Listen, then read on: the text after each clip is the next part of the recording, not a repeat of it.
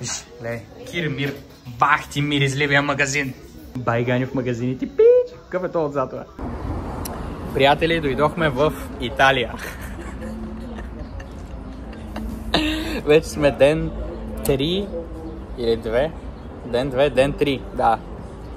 Ден 2 по принцип се води третия, ама ние много късно кацнахме. Следователно, като сме кацнали толкова късно, го броя като ден 2. Такъв пълен, защото вчера ни беше пълен ден, днес също ни е пълен ден. И в момента сме... Къде се намираме сега? В момента как се казваш това? Франчекорта. Франчекорта. Така казва Зарина. Ето я. Това е моята приятелка, за те, които не знаят. Те повечето знаят, ама тъй като нямам такъв daily vlogging канал, няма как да знаят. До тук ще стигаме до нова аудитория. Надявам се. Тя ма докара... Къде ма докара? Я кажи. На пазар. Покажи тук долу. Да.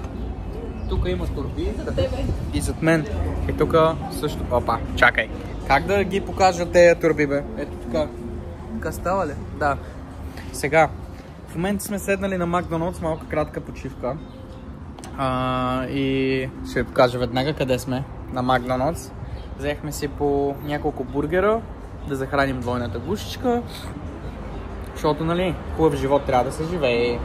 Следващото място, където ще отидем, предполагам, ще бъде този магазин за очила. Така да разгледаме какво има, какво предлага, тъй като в този голям аутлет има всякакви магазини, човек, направо. Като почнеш от Adidas, Nike, Champion, всякакви марки такива мега известни ги има. Guess, примерно, Патриция, Пепе и така нататък. Има ги тези марки тук в този аутлет и много голям проблем. Голям проблем, защото е там, виждате ли го логото? Логото на Nike. И наистина цените са изключително добри. Примерно влизате и си купувате някакви тениски за по 15, 20, 25 евро. И ще възема с нас, за да разглеждате каквото разглеждам и аз. Не знам защо не почнах да влогвам по-рано, просто сега ми дойде и така ще стане най-епичният влог сигурно.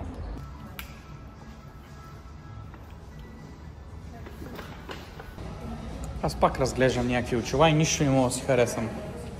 Някакви им. Тук има...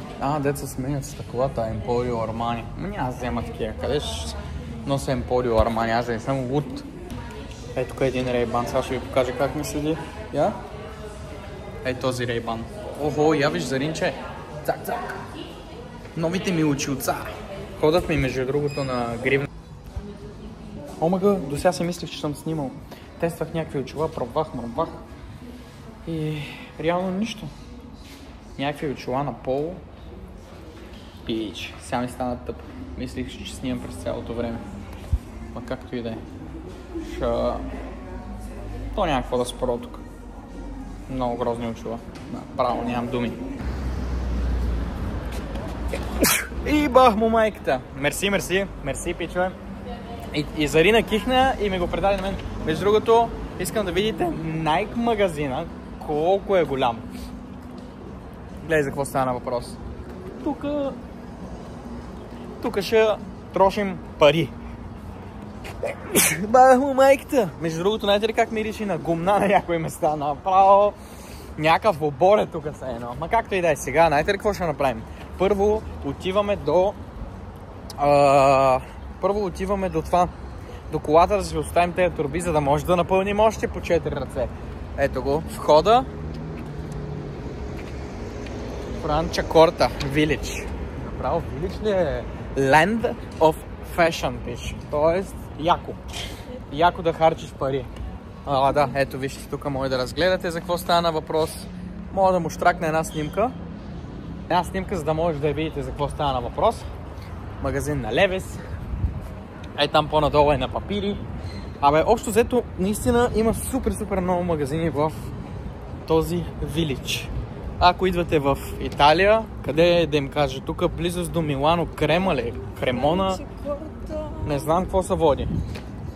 Ние сме Крема или Бергамо да ви кажа. Примерно кацате на летище Бергамо или на Милан, там Милано и на 1 час път горе-долу стигате тук, на този аутлет. Отиваме до колата да оставим багажа и пак ще се появим.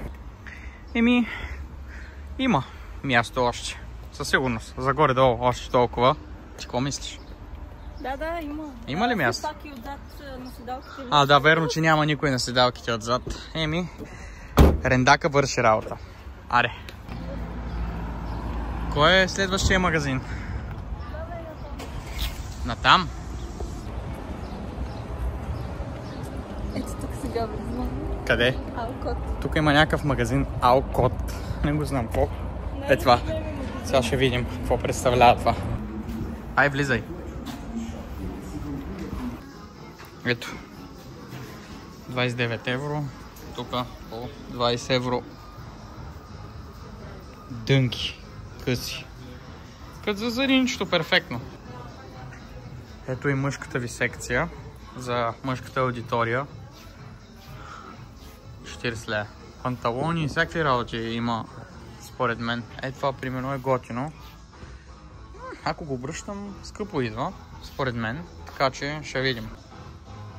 Ето, тук тази секция е готина.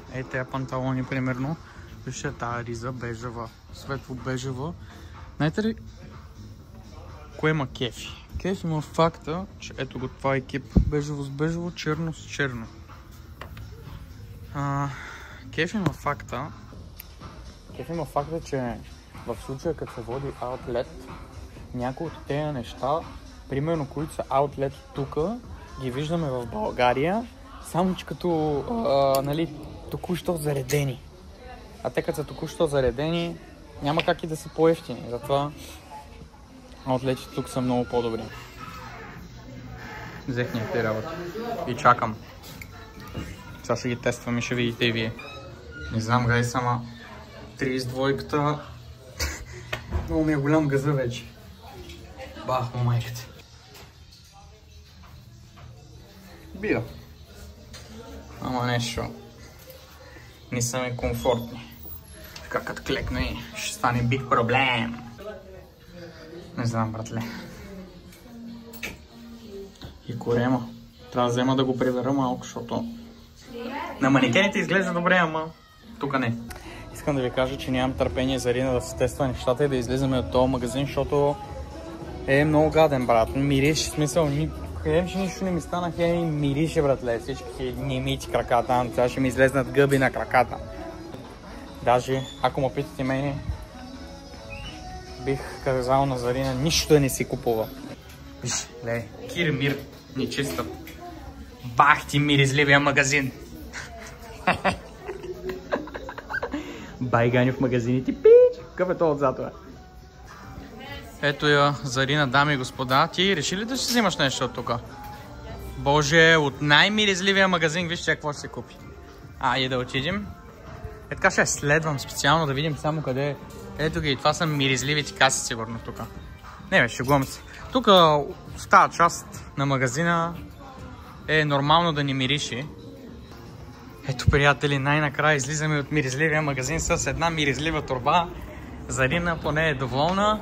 Тя на нея ми хареса. Какво да направя, на мен нищо не ми хареса от тия всичките неща от Шейн, дед бях. Просто да взема голями, затова се разсърди. Този магазин нямаше нищо общо с газа ми, пак да ти кажа. Макар че наистина е пораснал доста. Мамка му. Дай сега да отидем в Nike. Там след моят магазин. Аз съм си истински балканец, пич. Аз съм си истински балканец, така че няма какво да стане. Мога да носа Nike на... на каквото се сетите. По всяки поводи мога да носа Nike. Това е. Точка по въпрос. Гледността. Такъв е живота при нас. И според мен сега толкова много говорих за този Nike и нищо няма да си купа и от тук. Поне Зарина може да се избере нещо. Ще видим. Обувки като твоите. Обувки като моите. Обувки. Някой ако може да изпрати малко пари, че свършиха мангизите. Искам да видите първото нещо, което пипнах с ръката си. Ето това. То просто е детско. Виж какво пише? Бамбини! Бомбомбини гозини. Ето ви една тениска. 15 евро. Био. Искам да ви кажа, че точно натам съм се запътил, че реално в края на краища нищо няма да си харесам. Не знам поради каква причина. Има някаква Ма то това е за тичане, брат. Мен как ме гледате, тичам ли? Само гледам някой друг как тича. Реално повечето са мега спортни неща и мен нищо не ми грабва вниманието. Какво да се прави? Явно ще трябва да почна да тренирам, да не знам. Така става. Така става, като се хайпна предварително и след това не мога да се избере абсолютно нещо. Това не е лошо. Точно докато говоря, това не е лошо. Но сега ще взема да го пробвам. Емка. Бих взел една еска, ако имаше обаче еска. Еска нема пич. Добре, те са еднакви. Ще взема една емка. Стандарт. Тя цената му е стандарт. Така че, ще видим. Има и друг цвет. Ето вижте, ето цвет също е много готин. Чакай, тук сега като се позагледам, реално има интересни неща. И горнищата са готини, и долнищата са готини. Ама ще пробвам само долнищата. Имам един въпрос. Как винаги тия влогари обикалят и така си държат ръката? На мен ми измалей ръката на 5-та минута. Пич! Естествено, взимаме го. 30 ля. Окей, давай. Това аз трябва да го плата. Игнора. Давай, игнора. Good. Ами поне да беше на английски. Do you want a bag or No. no? No? Zero? Карта.